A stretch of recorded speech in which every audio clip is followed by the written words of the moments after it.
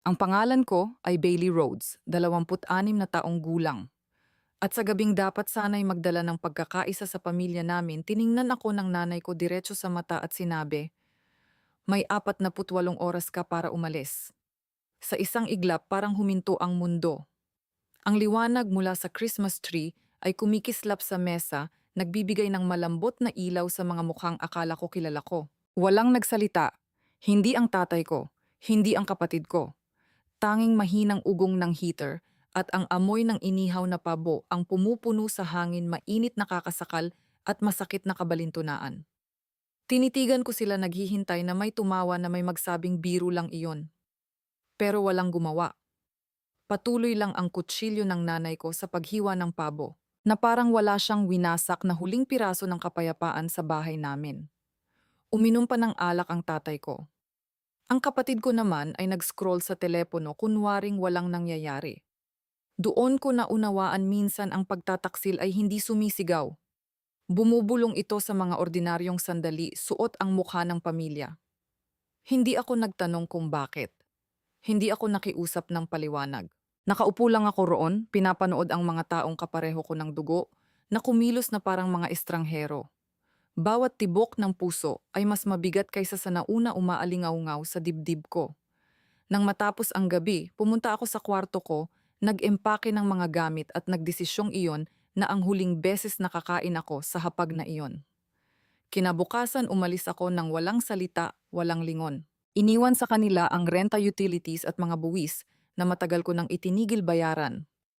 Bago tayo magpatuloy, ibahagi mo ang lungsod mo at ang oras kung kailan mo ito pinapanood. Gusto kong malaman kung gaano kalayo ang narating ng kwentong ito tungkol sa pamilya. Kinaumagahan matapos kong iwan ang hapag na iyon, iisang tanong ang hindi maalis sa isip ko, paano kami umabot dito? Hindi naman ito dati ganito. May panahon na ang bahay namin sa Tampa ay magaan at masaya. Ang tatay kong si Edward ay suot ang badge ng pagiging pulis na may pagmamalaki at ang nanay kong si Margaret ay part-time na nurse sa lokal na klinika. Hindi kami mayaman pero may ritmo, kami bayad ang bills, may selebrasyon sa kaarawan at ang hapunan ay puno ng tawanan, hindi katahimikan. Pagkatapos, maagang nagretiro si Dad dahil sa injury sa likod at nagbago ang lahat. Maliit ang pension pero hindi ang medical bills. Kumuha ng dagdag na shift si Mom, pero unti-unting nawala ang ngiti niya bawat buwan. Ako naman ay nagsisimula pa lang sa unang trabaho ko bilang junior accountant, nag-aaral pa kung paano mag-file ng sarili kong buwis nang magsimula akong tumulong una sa groceries. Pagkatapos sa utilities hanggang sa mortgage. Natural lang iyon, sa pakiramdam iyon ang ginagawa ng mabuting anak. Sa edad na 21, akala ko ang pera ang pinakamadaling paraan para ipakita ang pagmamahal. Tuwing nagpapadala ako ng bahagi ng sahod ko, sasabihin ni Mom, "Napakalaking biyaya mo, Bailey," at pinaniwalaan ko iyon. Hindi ko napansin na ang pagtulong ay magiging pagbubuhat sa buong sistema. Ang ate kong si Hannah ay matagal ng palutang-lutang. Iniwan niya ang trabaho niya sa marketing dahil kailangan daw niyang hanapin ang passion niya na nauwi sa yoga retreats at online shopping. Bumalik siya sa bahay na sinasabing pansamantala lang. Hindi iyon totoo. Sa loob ng ilang buwan, umaasa na siya ng buo sa bahay na ako ang nagbabayad. Nang banggitin ko iyon, minsan napabuntong hininga si Dad, hinahanap pa niya ang sarili niya, "Huwag kang masyadong mahigpit." Mahinang dagdag ni Ma'am, "Ikaw naman ang responsable, Bailey. Naiintindihan mo." Ang salitang iyon, "naiintindihan mo," ay naging tali sa leeg ko. Ginawa nitong katanggap-tanggap ang lahat. At nariyan si Lydia. Ang bunso kong kapatid, 19 pa lang at nasa kolehiyo. Matalino siya, puno ng pag-asa, pero takot humingi ng tulong, kaya ako na ang nag-alok bago pa siya magsalita. Binayaran ko ang tuition niya, mga libro, pati ang second-hand na sasakyan para makapasok siya sa klase. Hindi ko sinabi sa iba, gusto ko siyang bigyan ng pagkakataong magsimula ng walang utang. Buwan-buwan, nawawala ang sahod ko sa mga kamay nila. Sinasabi ko sa sarili ko, pansamantala lang, hanggang tumaas ang pension ni Dad, hanggang pumasok ang overtime ni Mom, hanggang makahanap ng trabaho si Hannah. Pero ang mga hanggang na iyon ay hindi kailanman dumating. Sa ikatlong taon, ako na lang ang may matatag na kita sa pamilya at ako rin ang nagkukunwaring maayos ang lahat. Tumigil si Mom sa night shift sinasabing hindi na kaya ng likod niya. Ginugol ni Dad ang mga hapon sa pag-aayos ng bakod saka matutulog sa sofa. Si Hana naman ang pansamantalang pananatili ay naging permanente ang boses niya ay puno ng reklamo tungkol sa kung gaano kahirap ang mundo. Nanatiling tahimik si Lydia na hahati sa pagitan ng pasasalamat at pagkakonsensya. Ang bahay na dati parang tahanan ay naging isang obligasyong hindi ko kayang takasan. Nagbabayad ako para sa kaginhawaang hindi ko naman nararanasan. Minsan umuuwi ako galing trabaho at makikita kong bukas ang ilaw sa bawat kwarto, malakas ang TV at may mga walang lamang take-out box sa mesa. Napapagod ako. Hindi dahil sa trabaho, kundi dahil alam kong ako ang maglilinis dahil walang ibang gagawa. Isang beses nang ipahiwatig ko na baka dapat tumulong ang lahat sumimangot si Ma'am na para bang ininsulto ko siya. Sa pamilya, hindi nagbibilangan sweetheart. Gusto kong sabihin kung ganon bakit pakiramdam ko, ako lang ang talo pero pinigilan ko ang sarili ko. Nagsimulang tawagin ako ni Dad na our little provider na parang biro lang habang umiikot ang mata ni Hana tuwing binabanggit ko ang pag-iipon para sa sarili kong apartment. Oh please, mamimiss mo kami sa loob ng isang linggo, sabi niya, habang tumatawa pero hindi ako natawa dahil sa kaibuturan ko, alam kong mali siya. Hindi ako natatakot na mamiss sila. Natatakot akong matuklasan na hindi ko pala sila kailangan. Naghalo-halo ang mga gabi at taon ang sahod ko'y dumarating at nawawala na parang alon iniiwan akong tuyot, ngunit may halong pagmamalaki. Bawat maliit na pagbibigay ay parang marangal pero may kasamang kahungkagan. Pinaniwala ko ang sarili ko na ito ay pag-ibig na ang sakripisyo ang nagpapabuti sa akin. Pero napakatagal, bago ko naunawaan ang katotohanan, hindi na ako tumutulong sa pamilya, pinupondohan ko na ang isang bisyo. Nagsanib ang mga araw hanggang sa isang gabi nahuli ko ang sarili kong nagbubukas ng pinto na parang bisita lang. Noon ang tahanan ay parang inuupahan kong hindi ko kailanman malisan. Bawat sulok ng bahay ay may bahagi ng kinita ko. Pero kahit isa ay hindi ko maramdaman na akin. Ang mga pader ay umaalingaw-ngaw sa boses ng iba. At ang pangalan ko ay umiiral lamang kapag may kailangang ayusin o bayaran. Nakagawian na ni Ma'am ang paalalahanan akong magpasalamat.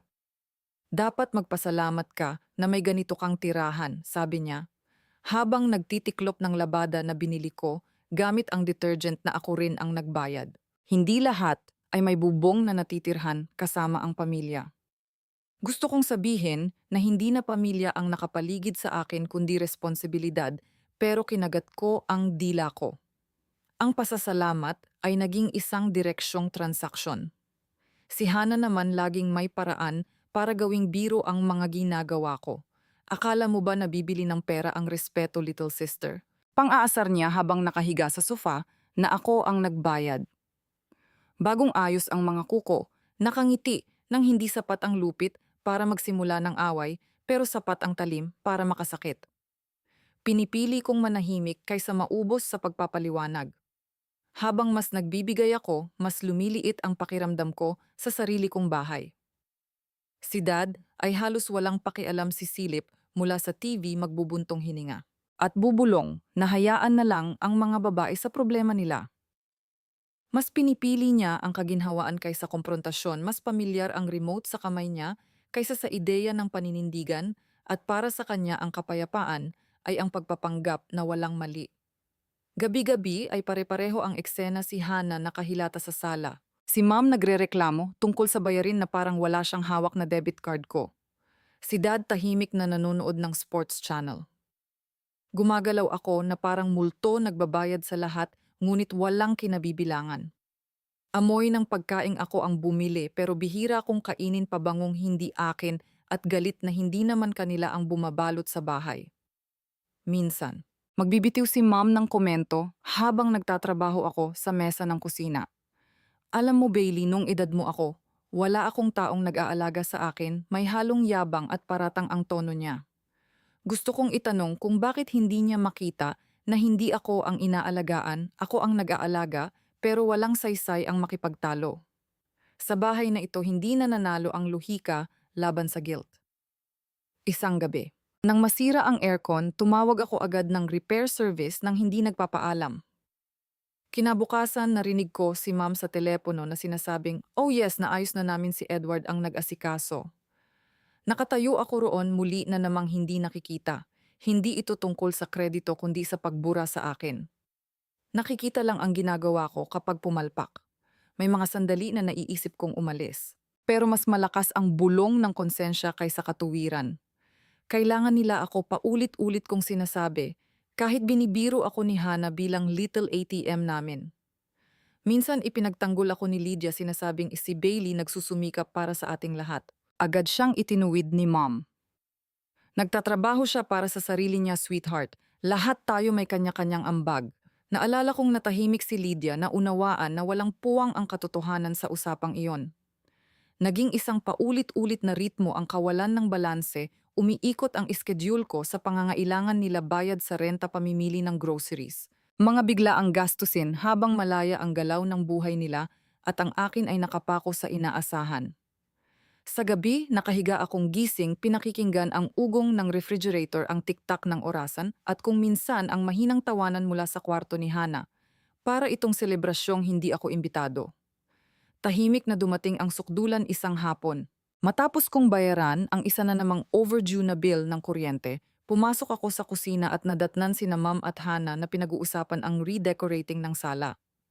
Parang kaswal kong sinabi, siguro pwedeng mag-ambagaan tayo para sa utility sa susunod na buwan at biglang tumahimik ang silid. Natigilan si Ma'am sa katumingin sa akin ng pamilyar na tingin halo ng awa at pagkadismaya. Bailey. Sabi niya, matamis ang boses pero matalim, sa pamilya hindi nagbibilangan. Hindi ganyan gumagana ang pag-ibig. Tinitigan ko siya, hinahanap ang luhika sa mga salita niya. Ngumisi si Hana, hinahalo ang kape na para bang may leksyong nasaksihan. Sumikip ang lalamunan ko.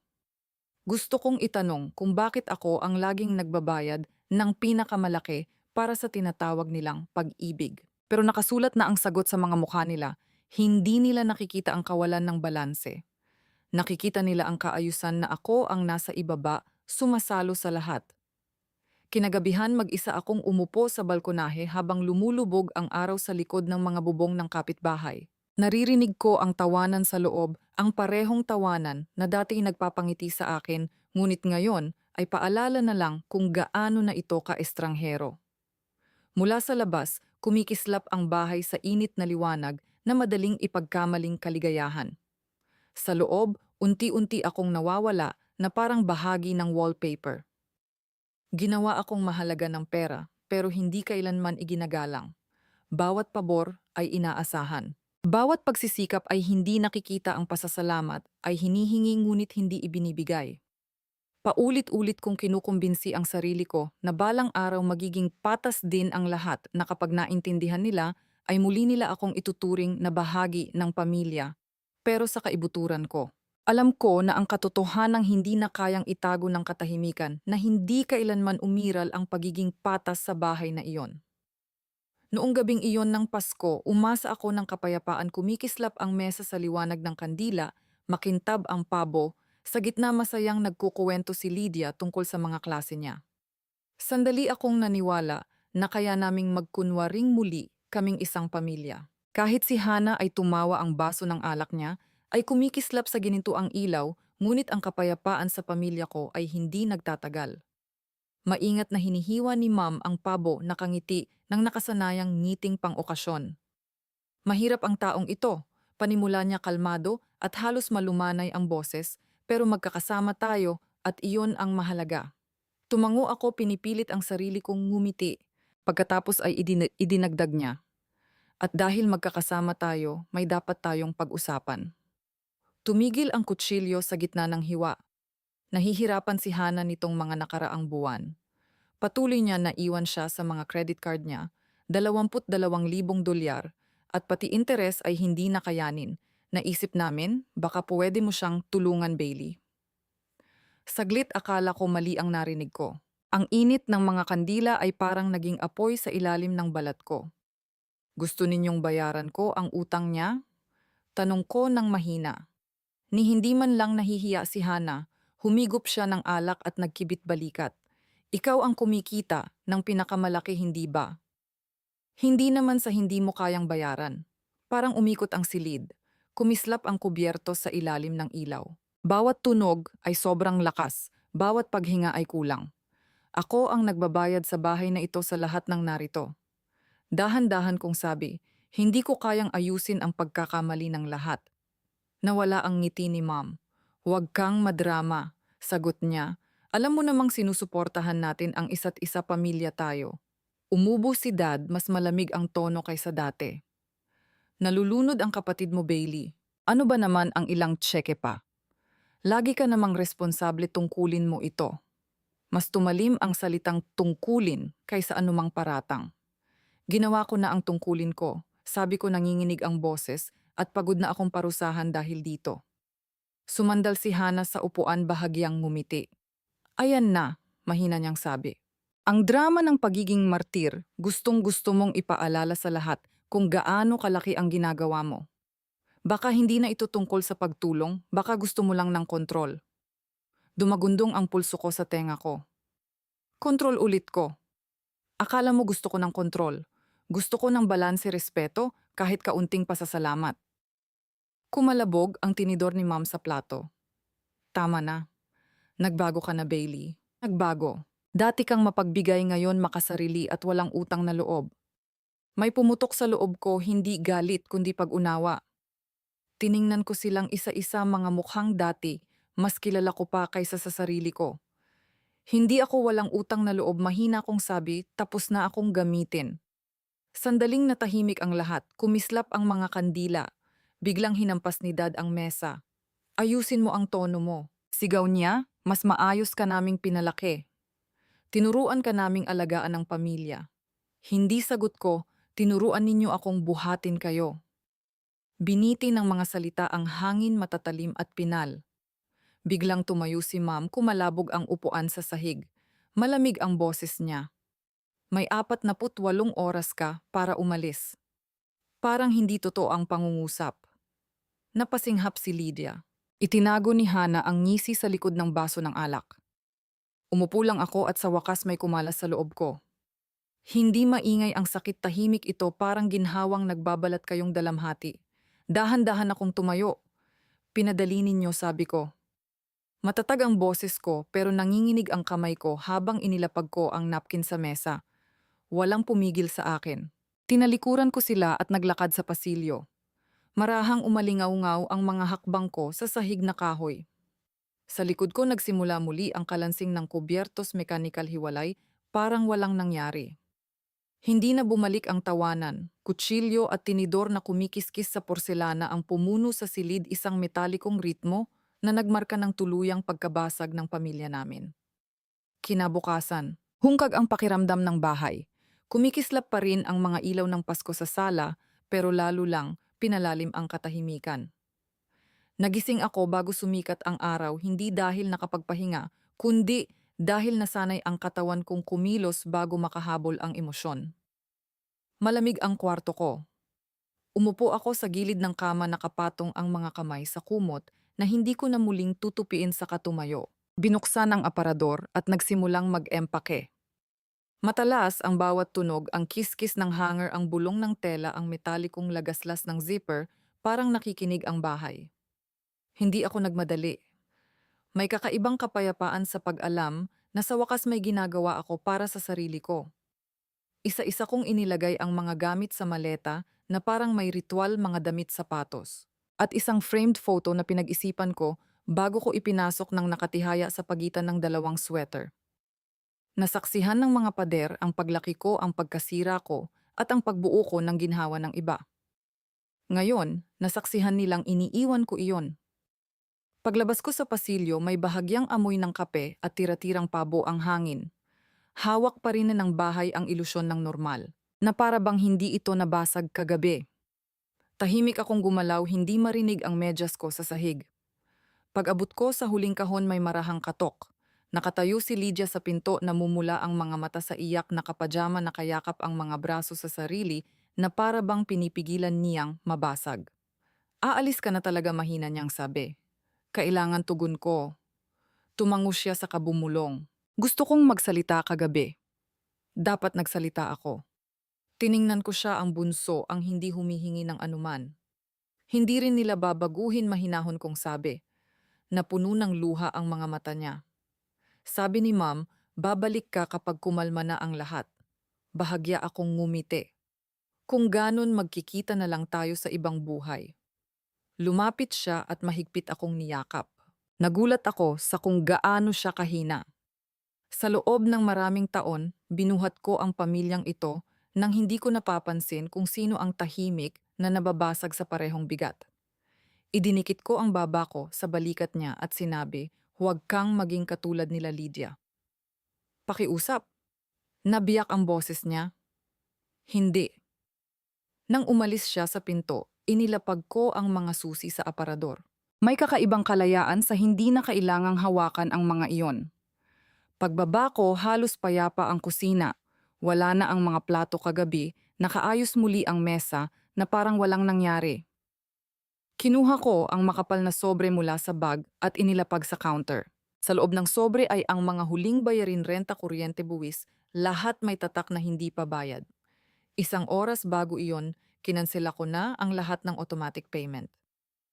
Sa unang pagkakataon sa loob ng maraming taon, hindi na nakasalalay sa akin ang ginhawa nila. Sandali akong tumayo roon, nakapatong ang kamay sa counter na daan-daang beses ko nang nilinis.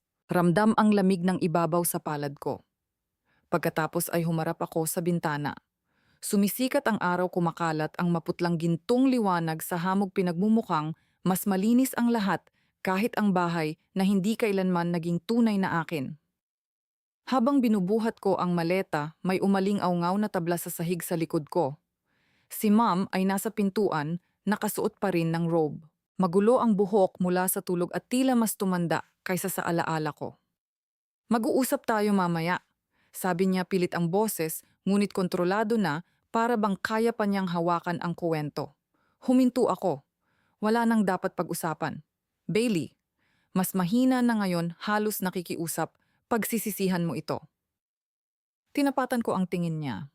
Siguro, pero mas pagsisisihan kong manatili. Mahabang sandali kaming hindi gumalaw. Pagkatapos ay umiwas siya ng tingin, itinupi ang mga braso na parang kailangan niyang protektahan ang sarili laban sa katahimikan. Bumaling ako sa pinto, kinuha ang coat at binuksan iyon. Rumagasa ang malamig na hangin, matalim at totoo, masakit sa balat pero parang katotohanan. May ibinulong si Ma'am sa likod ko na hindi ko naintindihan, hindi na mahalaga. Sa paglabas ko, huminto ako sa pasilyo at sumulyap sa huli ang mga litrato sa dingding, mga bakasyon, kaarawan, ilusyon ng pagkakaisa, nakatingin pabalik na parang mga saksi. Buong buhay ko'y sinikap kong hindi mabasag ang mga frame na iyon. Ngayon, naunawaan kong matagal na pala silang tabingi. Lumabas ako. Ang driveway ay may manipis na hamog. Bawat hakbang ay nag-iwan ng bakas na sandaling kumikislap bago maglaho. Naghihintay ang kotse ko sa gilid ng kalsada, isang simpleng bagay na biglang naging takasan ko. Inilagay ko ang maleta sa trunk at sandaling huminga sa katahimikan. Mula sa bukas na bintana sa itaas, nakita kong nakatingin si Lydia, hindi siya kumaway. Nakipagtagpo lang ang tingin niya sa akin, matatag at malungkot. Tumango ako ng isang beses at tumango rin siya. Sapat na iyon. Sumakay ako sa kotse, pinaandar ang makina at hinayaang umandar ng ilang segundo. Umubo ang mga vent ng mahinang init, kusang bumukas ang radyo, may lumang kantang pang-holiday na tumutugtog pa sa buong bayan, hungkag ang tunog na parang sa ibang mundo. Habang umaalis ako sa bahay, hindi ako tumingin sa rearview mirror. Hindi na kailangan ng saksi ang nakaraan. Paliit ng paliit ang bahay sa likuran, ang mga bintana'y sumasalamin sa maputlang liwanag ng umaga, walang laman, malamig, pamilyar. Sa unang pagkakataon sa loob ng maraming taon, hindi ko naramdaman na kailangan kong panatilihing buo ang lahat. Tahimik ang kalsada at tahimik din ako. Hindi kailanman naging ganito kalakas ang katahimikan. Amoy, alat at ulan ang kalayaan. Mas mabigat, mas mamasa-masa, mas buhay ang hangin sa Tampa kaysa sa Cleveland. Nang bumaba ako sa kotse noong unang umagang iyon, ginulo ng hangin mula sa bay ang buhok ko at pinuno ang baga ko ng pakiramdam na parang kapatawaran. 12 oras akong nagmaneho ng tuloy-tuloy puno ang kotse ng lahat ng pag-aari ko, karamihan ay mga kahon kaunting damit. At tahimik na determinasyong magsimulang muli mula sa wala. Ang maliit na apartment na inupahan ko ay nasa makitid na kalsadang diretso sa tubig. Hindi ito kahanga-hanga, isang one-bedroom na may kupas na pintura, umaalingasaw na tubo at bintanang hindi tuluyang sumasara, pero para sa akin ito ang unang lugar na hindi umaalingaw-ngaw sa mga patakaran ng iba. Sa unang linggo, tumira muna ako kay Melissa, ang dati kong kaibigan sa kolehiyo na matagal nang nakatakas sa aming bayan. Sinalubong niya ako ng bukas ang mga bisig at amoy ng kape. "Nakarating ka?" Nakangiti niyang sabi. Halos sagot ko paos ang boses mula sa biyahe. "Nandito ka na," sabi niya, habang inaabot ang tasa. "Iyon ang mahalaga, magsimula ka ulit." Dumikit sa akin ang mga salitang iyon, magsimula ulit, at paulit-ulit kong inusal habang nag-a-unpack sa mga sumunod na araw. Unti-unting nabuhay ang apartment, una ang kutsyon sa sahig, saka mga second-hand na kurtina na sumasayaw sa simoy ng dagat, pagkatapos ay maliit na mesa mula sa thrift store. Binayaran ko ang unang buwang renta gamit ang sarili kong card at napangiti ako nang lumabas ang resibo. Sa unang pagkakataon, bawat dolyar na ginagastos ko ay para sa buhay ko, hindi sa ginhawa ng iba. Bumili ako ng groceries para sa isa-isang karton ng itlog, isang loaf ng tinapay, maliit na pakete ng kape, and habang nakatayo sa counter nagpiprito ng itlog, napagtanto kong hindi ko na kailangang magmadali. Walang naghihintay sa akin. Walang kumukuha sa akin. Ang pag-iisang dati kinatatakutan ko ay ngayon parang kapayapaang may bagong anyo. Sa ikatlong araw, bumili ako ng mesa, simple mapusyaw na kahoy, makinis sa haplos. Inabot ako ng ilang oras sa pag-aayos, hindi dahil mahirap, kundi dahil gusto ko itong maging perpekto. Naging sentro ito ng bago kong mundo. Sa ibabaw nito, naglagay ako ng maliit na halaman, matingkad at matatag ang mga dahon. Hindi ko man lang alam kung anong uri iyon. "Magiging maayos ka dito." Bulong ko bahagyang nakangiti. Sa mga gabi naglalakad ako papunta sa bay kung saan sumasalamin ang tubig sa rosas na liwanag ng paglubog ng araw. May mga batang tumatawa malapit sa pantalan at mga matatandang magkapareha na nagpapakain ng mga ibon sa mga bangko. Gusto ko kung paanong patuloy lang ang mundo, tuloy-tuloy, walang pakialam, maganda. Amoy alat at posibilidad ang hangin.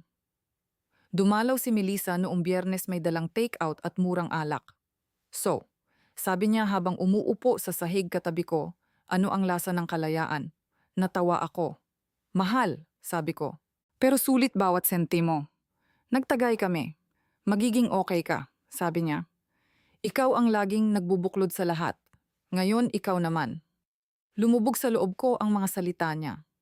Sa loob ng maraming taon, ako ang pandikit ng isang bahay na hindi naman talaga ako gusto. Ngayon, sarili ko na lang ang kailangan kong hawakan. Kinagabihan nagsimulang umulan, mahina muna. Sa katuloy-tuloy kumakatok sa bintana na parang mga daliring nagpapaalala na hindi ako nag-iisa. Pinatay ko ang ilaw at humiga, nakikinig. Iba ang ulan sa Tampa, hindi kulay abo o mabigat tulad sa dati kong lugar. Malinis ito, hinuhugasan ang mga bagay na hindi ko alam na dala ko pa. Inisip ko ang nakaraan ng walang pait, ang pamilya ko ng walang galit. Parang malalayong tauhan na lang sila sa librong natapos ko na. Ang kirot na dati naninirahan sa dibdib ko ay lumambot at naging pagtanggap. Sa labas, humuhuni ang lungsod, mga sasakyan, alon mahinang dagundong ng kulog sabay, at sa unang pagkakataon, hindi ako nabibigatan. Huminga ako ng malalim, malamig at mamasa-masa ang hangin, kumikislap ang silid sa refleksyon ng ilaw sa kalye. Nang ipikit ko ang mga mata, na pagtanto kong hindi ko namimiss ang ingay ng lumang bahay o ang bigat ng pagpapanatili nito. Walang hinihingi sa akin ang Tampa na magbuhat ng iba. Ang hinihingi lang nito ay mabuhay ako at ginawa ko. Sa wakas nabubuhay ako, hindi na lang basta nabubuhay para makaraos. Laging nakakahanap ng daan ang problema pabalik. Noong umagang iyon, 3 beses nag-vibrate ang telepono ko bago ko sinilip ang screen si Mom. Hinayaan kong tumunog hanggang tumigil. Makalipas ang 1 minuto, tumunog ulit. May pumasok na voice message, malambing ngunit may higpit sa gilid. Bailey, sweetheart, gusto lang naming mag-usap. Tawagan mo kami, okay? Hindi ko ginawa. Sa halip nagkape ako. Pinapanood ang singaw na kumakapit sa bintana na para bang mas malawak ang mundo sa labas ng apartment kaysa sa iniwan ko. Pagsapit ng hapon, naging kulay abo ang langit. Mahinang gumulong ang kulog sabay. Akala ko isa lang itong karaniwang bagyo hanggang may kumatok tatlong malalakas na katok mabigat pamilyar. Lumubog ang sikmura ko. Sa peephole, nakita ko sila si Mom, si Dad at si Hana. Nakatayo sa pasilyo basa sa ambon. Bumilis ang tibok ng puso ko, pero iniikot pa rin ng kamay ko ang lock. Anong ginagawa ninyo dito? Tanong ko patag ang boses. Pilit ang ngiti ni Mom, parang ensayo. Napadaan lang kami, sabi niya isang kasinungalingan. Pwede ba kaming pumasok? Bago pa ako makasagot, pumasok na sila. Agad nagbago ang hangin, nawala ang init sa silid. Tumingin-tingin si Dad, hindi humanga. Maliit bulong niya. Nakatayo si Hana sa likod nila, nakahalukip-kip na mamaga ang mga mata. Nagsimula si Mom, nagkaproblema kami doon sa bahay. Huminto siya, sinasaliksik ang mukha ko para sa simpatyang wala roon. Pinutulan kami ng kuryente ng landlord. 2 buwan na raw kaming hindi nakakabayad ng renta. Kinausap na ng tatay mo, pero matigas siya. Sa nasitan na. Anish, wala akong sinabi. Nagpatuloy siya. Kailangan lang namin ng kaunting tulong, isang beses lang. Maayos naman ang takbo mo dito, di ba? Kumunot ang pangako? Magkano do, tanong ko? 23,000. Sagot ni Dad bago pa siya makapagsalita. Para sa mga bayarin at sa credit cards ni Hana, tinapos ko para sa kanya. Katahimikan. Tumigas ang mukha ni Dad. Ang pamilya ay nagtutulungan. Mariin niyang sabi. May ipon ka. May utang ka sa amin kahit papaano matapos ang lahat ng ginawa namin para sa'yo. Parang malamig na tubig ang tumama sa akin ang mga salita. Mahina akong natawa, hindi dahil nakakatawa, kundi dahil hindi makapaniwala. Lahat ng ginawa ninyo para sa akin. Lumapit si Mom, nanginginig ang boses. Bailey, pakiusap, nahihirapan kami. Alam kong galit ka, pero pamilya mo pa rin kami. Tinuro ninyo sa akin na ang pag-ibig ay may kapalit na utang. Mahina akong sabi. Tapos na akong magbayad. Suminghot si Hana na biyak ang boses. Pakiusap, Bailey. Hindi ko kasalanan. Hindi naman ako humingi ng... Pero hindi ka rin tumigil sa paghingi. Putol ko. Sa tuwing tumutulong ako, mas lalo pa kayong humihingi. Matagal akong naghintay na may magsabi man lang ng salamat, pero ang natanggap ko lang ay katahimikan hanggang sa kailangan ninyo ulit ako. Sumiklab ang galit ni Dad. Ayusin mo ang tono mo, sigaw niya. Hindi ka namin pinalaki para makipag-usap ng ganyan sa magulang mo. Tinapatan ko ang tingin niya. Hindi ninyo ako pinalaki. Inubos ninyo ako. Ibubuka pa sana niya ang bibig para sumagot, pero tapos na ako. Lumakad ako papunta sa pinto at binuksan iyon. Umalis na kayo. Nabiyak ang boses ni Mom. Pagsisisihan mo ito. Siguro, sabi ko, pero kahit paano sarili kong pagsisisi iyon, hindi sa inyo. Malaya nang pumatak ang luha ni Hana. Pakiusap, hindi ba pwede tayong magsimula ulit? Umiling ako. Nagsimula na ako, kayo hindi. Sandali silang tumayo roon. 3 taong minsang bumuo sa mundo ko ngayon ay mga estrangherong halos hindi ko na makilala. Pagkatapos ay napabuntong hininga si Mom at bumulong umalis na tayo. Nag-atubili si Dad sa kasumunod. Si Hana ang huling lumingon, magkahalong guilt at takot ang mukha. Hindi ako gumalaw hanggang sa muling lamunin ng katahimikan ang pasilyo. Isinara ko ang pinto, isinandal ang noo sa kahoy at huminga ng malalim. Sa labas, lumakas ang ulan, kumakatok sa bintana na parang palakpak para sa isang desisyong matagal nang dapat ginawa. Sa unang pagkakataon, wala akong naramdamang guilt, espasyo lang, malinis, tahimik at akin. Ang katahimikang dati kinatatakutan ko ay naging patunay ng kalayaan. Nagtimpla ako ng isa pang tasa ng kape, umupo sa tabi ng bintana at pinanood ang unti-unting pag-ilaw ng mga streetlight. Patuloy ang bagyo sa labas, pero sa loob ay payapa. Alam kong mananatili ang kapayapaang ito hindi dahil wala na sila, kundi dahil sinadya ko na talagang isara ang pinto. Lumipas ang mga buwan bago tumigil ang paglitaw ng mga pangalan nila sa telepono ko. Noong una, napapatingin pa rin ako tuwing nagvi-vibrate ito, may maliit na bahagi ng sarili kong umaasang may magbabago isang mensaheng hindi tungkol sa guilt o pera. Pero natutunan ko na ang katahimikan ay maaari ring maging anyo ng paggaling. Isang hapon dumaan si Melissa na may dalang takeout at isang sobre. Galing sa kapatid mo, sabi niya. Napatigil ang kamay ko. Tanong ko kahit alam ko na. Si Lydia ang nag-iisang hindi dumating sa pintuan ko noong araw na iyon. Hinintay kong umalis si Melissa bago ko binuksan. Sa loob ay isang maikling sulat, maingat ang sulat kamay ni Lydia. Bailey, panimula nito gusto kitang pasalamatan.